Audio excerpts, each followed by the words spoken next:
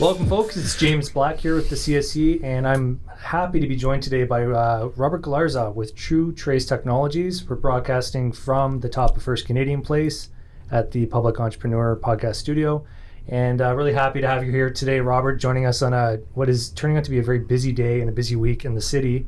Just after Labor Day, we've had MJ Biz Conference happening in the city. And if you thought there was going to be any time to rest on your laurels after the we're full speed. So tell me where you came in from today or the last couple of days and what brought you to the city. Yeah, I mean, so I came in for the Toronto Film Festival. No, I'm just kidding. Yeah. I actually flew in from Los Angeles yesterday. We moved some of our U.S. operations into our LA office, and then we we do a lot of our operational stuff in Canada and Calgary now. But I'm in Toronto literally every month. So I came in. We have multiple meetings throughout the course of the next week. We just did a huge partnership with Deloitte. It's got announced yesterday, so I have meetings with them in a couple hours to really do a big kickoff.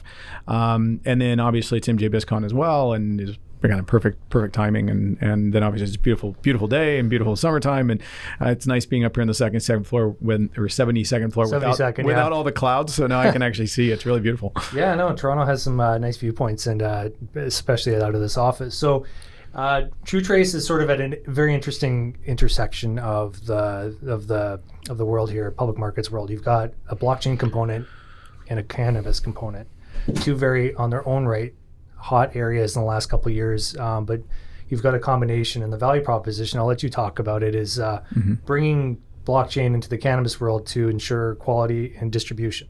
Yeah. And maybe you can just touch and expand on that point as to what you guys really do. Yeah, and it's obviously when we first started the company, there's this big kind of buzz excitement about those two particular spaces. But reality is we've been in the cannabis market for 8 years, California first and then Canada. And my partner has been in everything from supply chain to sophisticated enterprise software technology for 20 years.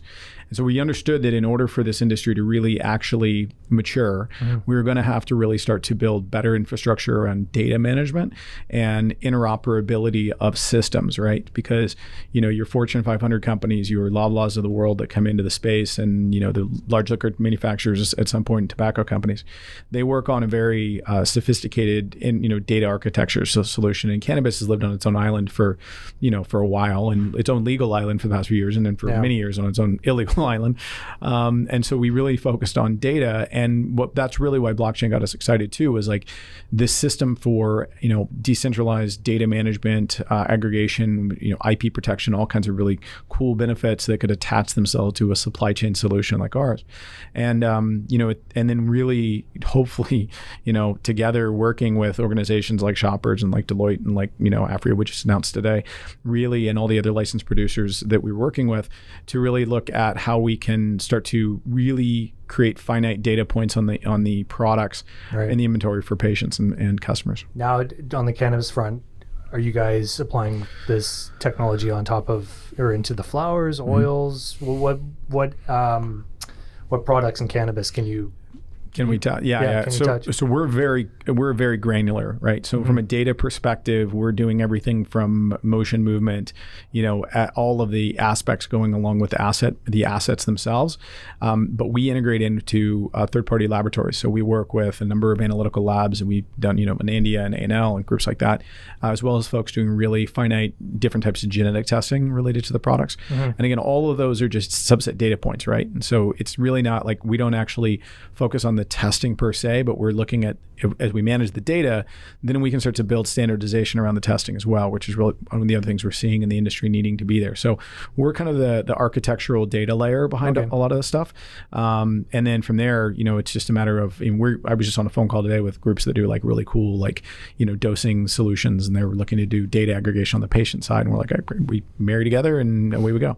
Right. And when, I guess I'll give a little preview. If anyone reads our magazine, Public Entrepreneur, you'll be featured in that magazine. And one of the sort of interesting stories that came out of that article, which I hope makes the final issue, is what you guys did with CBD water, and how that was a perfect use case for how you guys operate.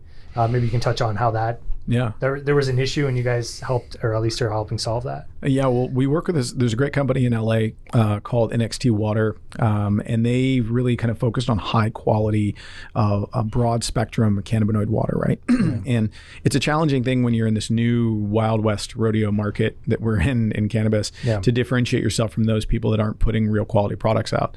So what they were finding was they were doing these blind test studies. Multiple products are coming back with no CBD in them or CBD water. Because oil and water don't really mix. So these guys had found some really great technology, and they kind of broke the code, and they wanted to figure out a way to differentiate themselves in that space. And they also are in like these elite health markets in California. There's a market called Air One, which is like the Whole Foods on steroids, all the celebrity shop and all that other stuff. So they're in there, and they're like, we want to be able to show pure validation of this product for the people that are buying it. Right. So is that what has brought Shoppers into the mix? Is that now they feel comfortable? They're getting more comfortable with the products being on the shelf because they have the data-backed verification, or yeah, I mean they're so we looked at this thing from originally just from kind of a pure supply chain, and we always looked at it as cultivators are saying they grow the best stuff, like surely this is going to be a benefit to them. And then what we found was really the issue was really more like Shoppers is a pharmacist at their core, so they have a very different mindset and tenet, and they are used to being able to scan a den and see everything on that product, very granular information in the pharma space. And in cannabis, it's just like, oh, well, this is what we call it. And they're like, well, okay, well, I don't understand, like, what are you tracking? What are you tracing? And they're like, oh, well, it's the strain name. And, well, what's that strain name mean? And how do I know there's consistency? And we're already seeing the deviations in testing and output and outcomes and things like that. So they are like, look, we need to change the landscape on this. And we came in, they looked at, I would say, dozens and upon dozens of technology companies and companies coming at Shoppers Drug Mart. They get pitched by everybody. We got introduced with our pedigree, with our background with other Fortune 500s, and we were able to kind of pass the muster, get through the incredible due diligence that is Loblaws. It's a machine, and really make some exciting things happen. And really, I think in a lot of ways help raise the bar for what medical cannabis can and should be, which is, I think all of us know, like, I walk into a Shoppers Drug Mart, I'm going to get safe, consistent product, like that. That's a tenet at across the board in everything they sell. And they're not going to allow it to be any different in medical cannabis. You've got Johnson & Johnson product and stuff like that. It's just and ironclad. And one of the things too is, like, this ideation that we have the ability to police ourselves as industry, like, even in the pharma space, that's one thing about Shoppers. They're like, yeah, even these big pharma companies, like, we know enough about Purdue and these companies, like sorry, they don't always have pure integrity and capitalism. So they're like, look, we need to have the oversight on this, because we come at it from a medical practitioner perspective, which is different than you guys who are companies and you guys who are in the cannabis space per se. Can't just throw a slab of CBD sticker on everything and expect it's going to do what it says. Yeah, exactly. Yeah, you often don't see that from the retail level, that level of due diligence or efficacy. But I guess being in the business there and how successful they've been, you have to. Yeah, like you said, you're selling pills. Okay, we're going to talk about Tommy, your partner. We're going to talk about your background as an entrepreneur. But first, we're going to swing to a break. One moment. Broadcasting from the heart of Toronto's financial district at the top of First Canadian Place, CSE TV is your trusted source for what's happening in capital markets. Our #Finance podcast series gets you exclusive long-form interview content with visionary entrepreneurs and CEOs of companies in the news. The CSE's On the Street segments get you up close and personal with many of our listed companies. And don't forget that you can find the video version of this and all our media on our CSE TV channel on YouTube. For instant notifications, subscribe to CSE TV now. All right, and we're back with Robert Galarza from TruTrace Technologies. Robert, I want to know more about your background, and we'll talk about some of the other partnerships you've ended up as a cap to this discussion. But I've read a bit of your background. You used to be a lawyer involved in entertainment. Just maybe because we like to uncover a bit of the layers of these people that run these public companies. Where were you before, and what led you to this role? Cannabis is always a funny one too, because it's like, how did you get in this business? And you're like, how much can I say? My background was really I've been an entrepreneur at heart my entire life. So I did become a lawyer, but it was always like I wanted to do this for business, and then I broke into entertainment because I love the ideation of producing movies, because it was like basically building a business from ground up. But then I quickly learned, like, it's not quite all that's made up to be. That led me into just unique opportunities after opportunities, including managing professional fighters, and which was a blast. Yeah. The problem is that I was always wanting to be a part of something very groundbreaking and innovative, and technology was really something I took a keen interest in. And I got introduced to my partner Tommy, whose background was purely technology, but we also were just like, it was one of those like lightning in a bottle. We saw each other like, wow, this is someone I would do business with the rest of my life, and we just became best friends and just started building together. And we did some really fun things in and around entertainment, around like fantasy sports and esports and stuff like that, which is really cool. It's a little passion of ours.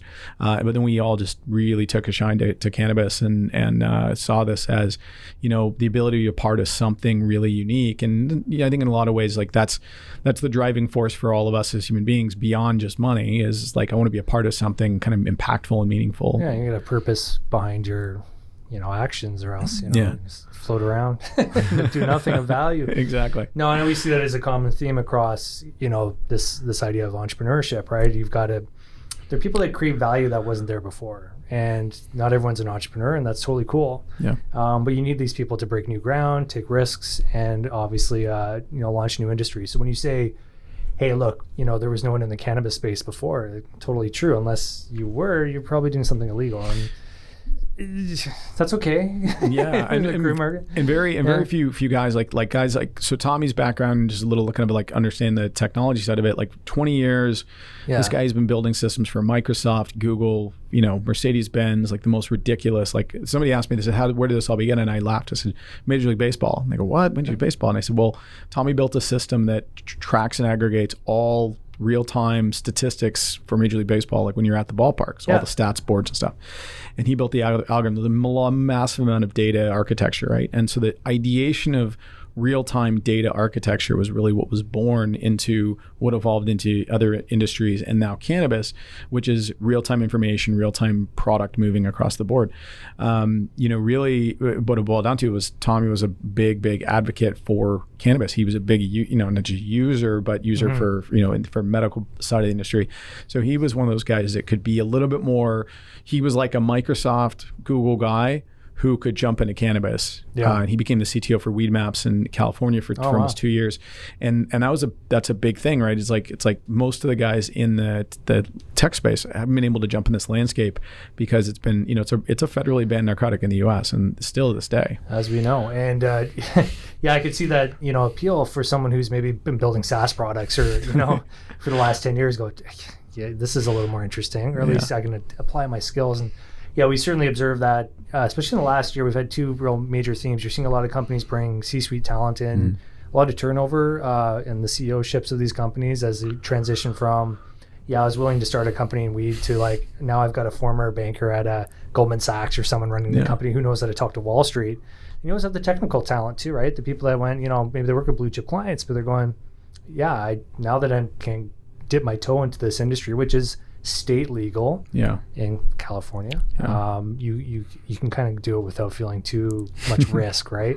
And I think over the last year too, we've also seen some trepidation with border crossing and stuff like that, which has eased up a bit, I think. So it's becoming a more fluid market for talent, and that's really exciting to see that. Yeah, and I think what's gonna happen is you're gonna see this fine balance of those companies that have the ability to do cultivation really well, and product creation really well, and identification, which is the base level of production, and then you're gonna see companies that are really good from an organizational management perspective. And when those two marry one another, that's when I don't know who's going to be the winner of that. Who knows? But the horsepower that comes out of that combination is going to be the one or two companies that really plant the flag for 100-year, 200-year domination. I mean, McDonald's doesn't grow its own beef, and Budweiser doesn't grow its own hops. I mean, the feedstock for the whole industry is going to be in the domain of farmers who know what they're doing, and they know how to squeeze those thin margins out of the huge yields that they have to produce. Totally. And as we've seen, the value chain, you get companies come, they be seed to sale, and you go,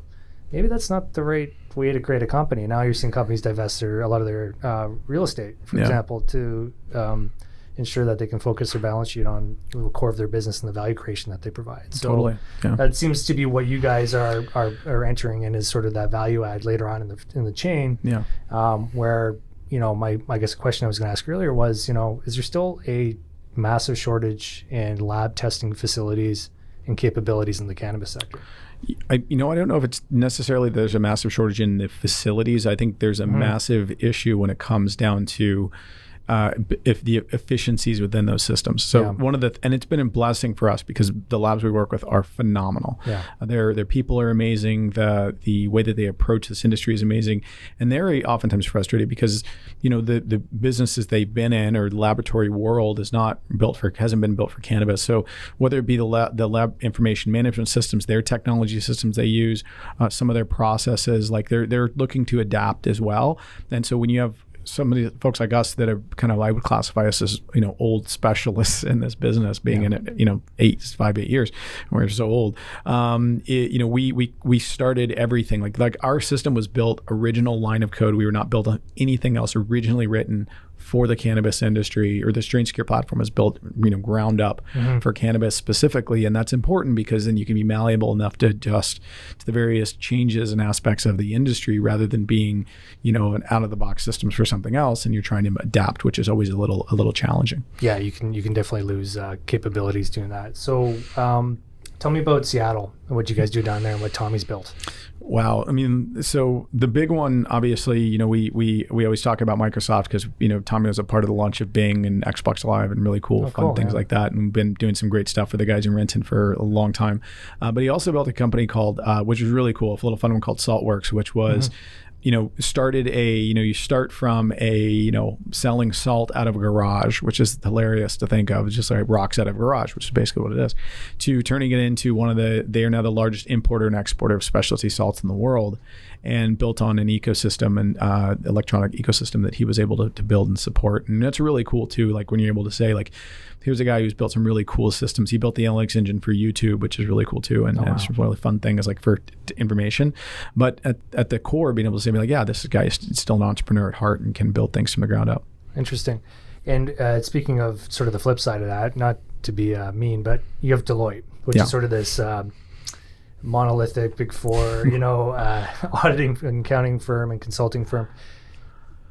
They were not an early adopter, early entrant into the cannabis world. None of the big firms like that necessarily were, but now you're talking to them, and I know through other interactions they are very interested. So what brought them on board, or at least with you guys, what was sort of the selling point for them to say, hey, we're down? Yeah, I mean, there were two. Obviously, the door kicker is always when you're doing business with the largest pharmacy in Canada, that opens some doors, starts pretty quickly. Once that happens and when you walk in the door, then it's a matter of delivery. And really their team, very forward thinking, very much focused on forensic data on the individual side. That's kind of been their bailiwick in a lot of ways. Yeah. And then connecting that with what we do on the product side, they just saw a really perfect blend. And then really just going through all the process of going, that we see incredible value in what you guys do.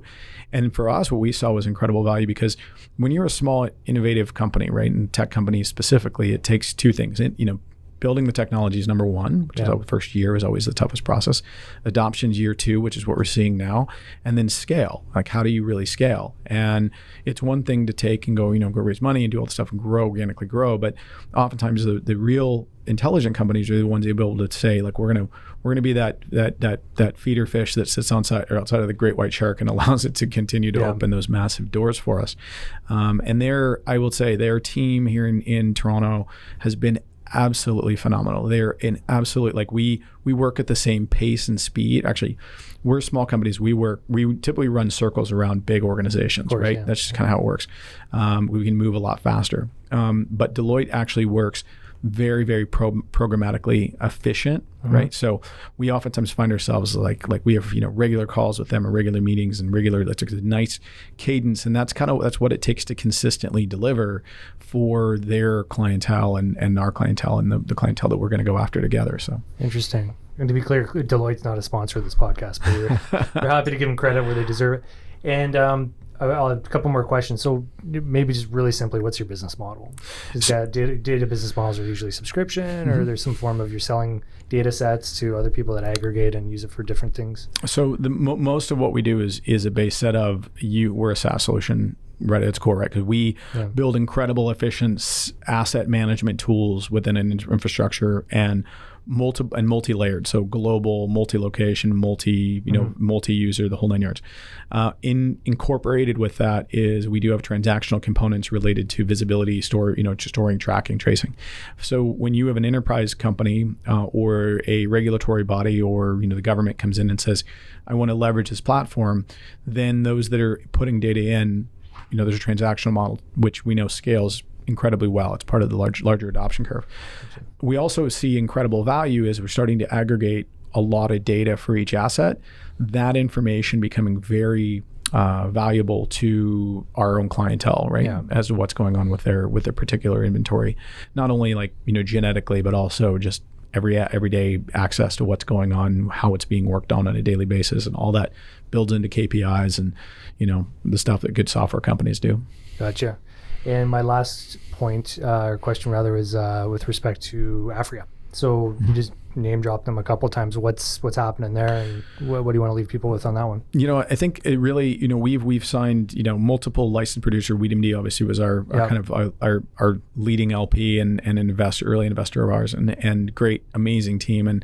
But Afria is a great organization to be able to show what I would classify as a industrial player, right? They've been kind of one of the big few and multi-jurisdictional groups, and so now we're turning the page and opening up some really great doors. And what it is too is it also, I think, it shows that there's buy-in from these big producers to say, look, I see the mission of what medical traceability and medical veracity needs to be, of course, and what you guys are doing to do that. And what we do really does support the overall growth of the industry. If we can build data models that are able to show consistent efficacy and consistency of product, then the medical practitioners will look to use this more as a medicine. A lot more confidence in the end product and what they're prescribing, exactly. Which is still, I can attest, is an issue. Yeah, exactly. Yeah.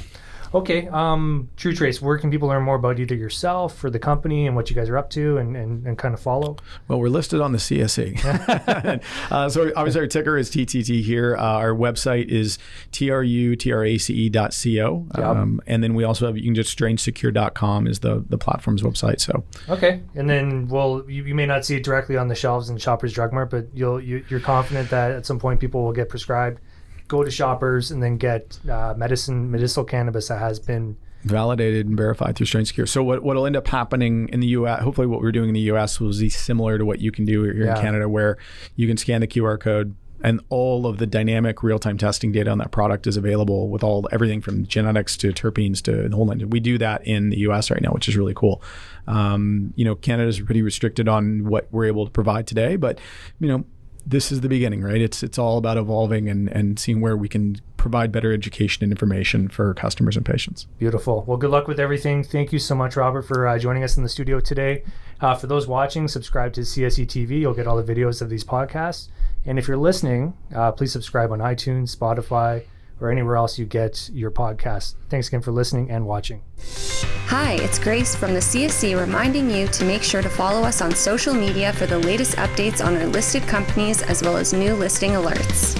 For more in-depth content, be sure to pick up our free quarterly magazine, Public Entrepreneur, available online at thecsc.com.